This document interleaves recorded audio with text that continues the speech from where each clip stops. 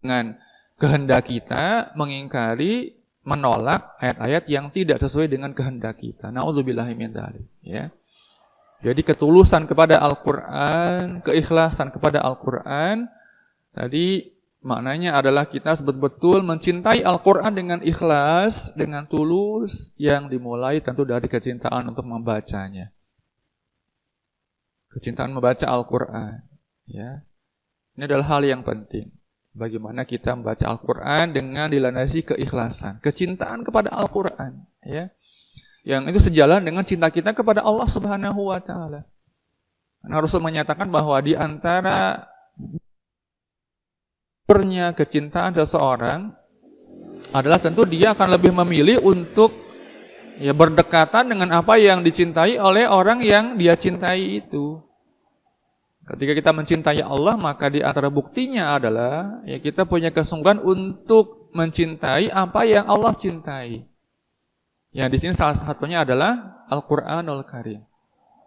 Tentu apalagi kalau kita perhatikan kabar-kabar gembira dari Rasulullah SAW tentang keutamaan membaca Al-Qur'an.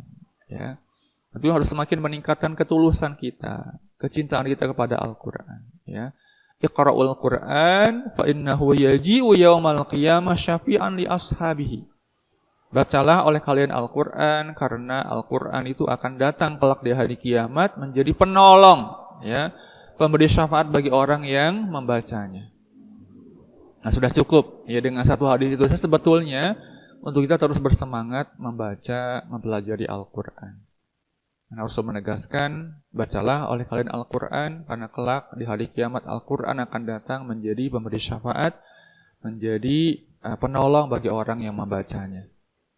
Jadi an-nasihah untuk Al-Qur'an tadi wujudnya adalah kita betul-betul ikhlas, tulus mencintai Al-Qur'an, ya, menerima Al-Qur'an ya dengan penuh ketulusan yang tadi dimulai dari keikhlasan, ketulusan di dalam membacanya, kemudian mempelajarinya, mendengarkannya sampai kepada mengamalkannya. Ya, itu yang sangat penting. Ya, mengapa dalam salah satu ayat Al-Qur'an pun disebutkan, ya. Jadi Rasulullah SWT tentang keadaan umat beliau ya yang membelakangi Al-Qur'an, ya, mahjuro, ya. Yang kemudian para ulama memberikan penafsiran tentang apa yang dimaksud dengan membelakangi Al-Qur'an itu, ya. Maka kemudian dijelaskan tentang apa atau perbuatan-perbuatan seperti apa yang terkategorikan membelakangi Al-Qur'an. Jadi sejak mulai dari tidak mau membacanya sampai tidak mau untuk mengamalkannya.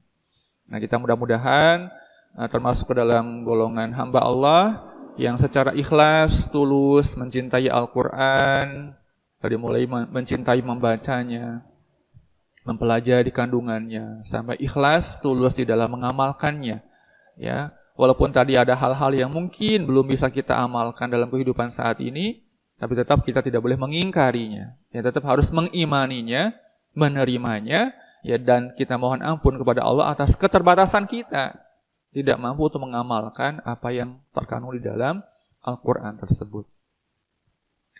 Kemudian yang berikutnya, yang ketiga adalah wali rasulihi, keikhlasan, ketulusan untuk Rasulullah, ya. Ini juga sama. Maknanya adalah kita harus menerima, mengimani Rasulullah SAW dengan penuh keikhlasan, dengan segenap ketulusan kita, ya, mencintai beliau ya, sebagai makhluk yang paling utama yang mesti kita cintai dalam kehidupan ini. Ya, tidak boleh sedikit pun kita meragukan bahwa Rasul adalah orang yang seharusnya paling kita cintai dalam kehidupan kita ini. Jadi ketika Rasul menyatakan bahwa tidak sempurna iman salah seorang di antara kalian sampai aku, Rasulullah, lebih dia cintai dibandingkan kedua orang tuanya, ya, saudaranya, dan juga seluruh umat manusia di dunia ini. Itu artinya bahwa kita memang dituntut untuk menempatkan Rasulullah SAW untuk lebih kita cintai, ya, dibandingkan apapun di dunia ini. Termasuk kedua orang tua kita, saudara kita, mungkin pasangan hidup kita, anak-anak kita, bahkan seluruh umat manusia di dunia ini. termasuk orang yang paling top di dunia ini, orang yang paling tinggi kedudukannya, orang yang paling terkenal, orang yang paling harus dihormati di dunia ini selain Rasulullah, harus tetap ditempatkan di bawah beliau. Itu harus kita terima kenyataan itu dengan penuh keikhlasan. Ya.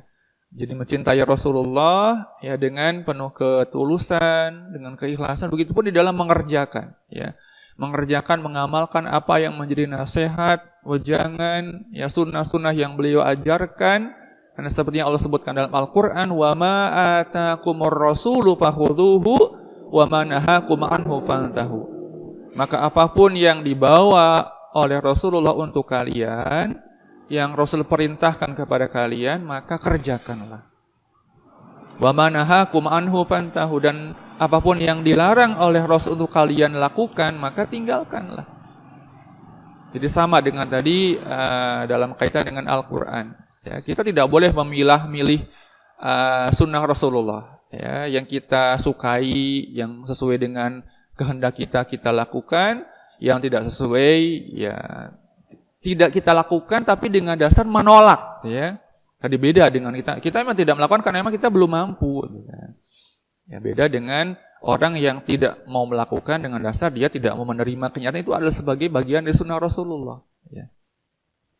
Sebagai contohnya, misalnya yang paling gampang tadi kalau yang sebelumnya contohnya perempuan, sekarang laki-laki. Ya, laki-laki masalah jenggot misalnya itu sudah sangat jelas. Ya, semua ulama sepakat bahwa berjenggot itu adalah bagian dari sunnah. Ya, mencukur kumis, memanjangkan jenggot itu bagian dari sunnah Rasulullah. Ya.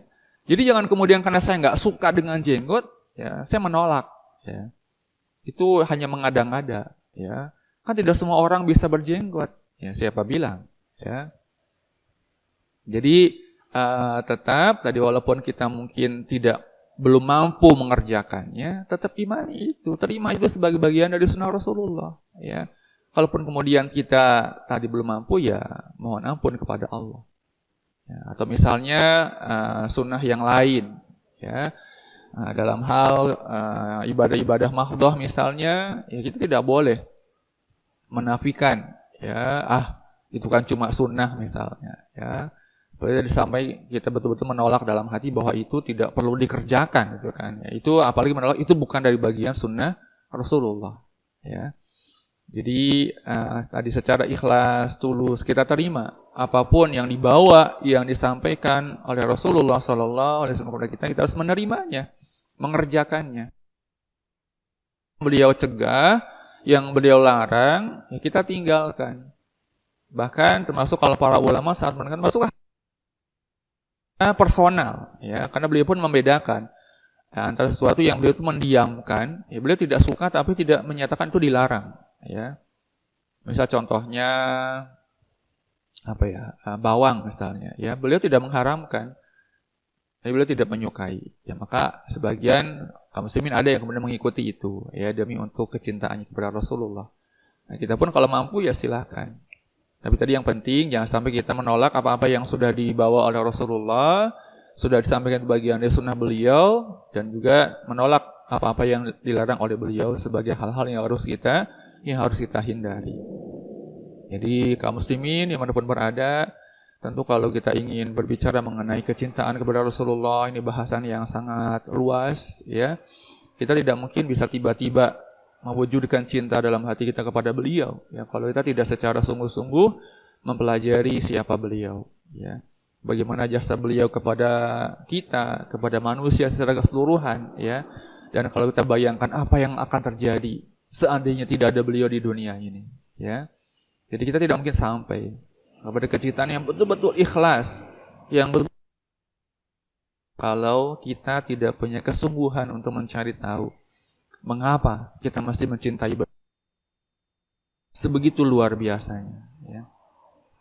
Baik, yang berikutnya adalah nasihat wali nasihat yang berikutnya adalah kepada pemimpin imam kaum muslimin, ya. Jadi yang berikutnya adalah kita harus ikhlas menerima kenyataan kita tulus mencintai pemimpin kita. Ya, tapi kalau di sini ya a'immatil muslimin, ya pemimpinnya kaum muslimin, ya. Ya sudahlah yang sekarang ada, ya kita tetap mencintainya. ya secara manusiawi, yang betul, yang benar, yang baik kita cintai, yang memang keliru ya kita benci, ya sesuai dengan apa yang disampaikan oleh para ulama. Ya kita menerapkan al-wala wal bara yang sesuai, ya. Pada pemimpin pun, ya konsep al-wala wal bara harus tetap ditegakkan. Ya kita berwala, kita memberikan loyalitas sekedar ya kebaikan yang ada pada dirinya, dan berbarok ya menghindarinya. Ya kita berpaling menjauhi sekedar dengan keburukan-keburukan yang ada pada dirinya. Ya, jadi ini pun juga hal yang harus ditekankan. Kita harus mencintai dengan tulus pemimpin-pemimpin kaum muslimin, ya, tapi tanpa meninggalkan implementasi konsep al-wala wal bara yang sudah digariskan oleh para ulama. Ya.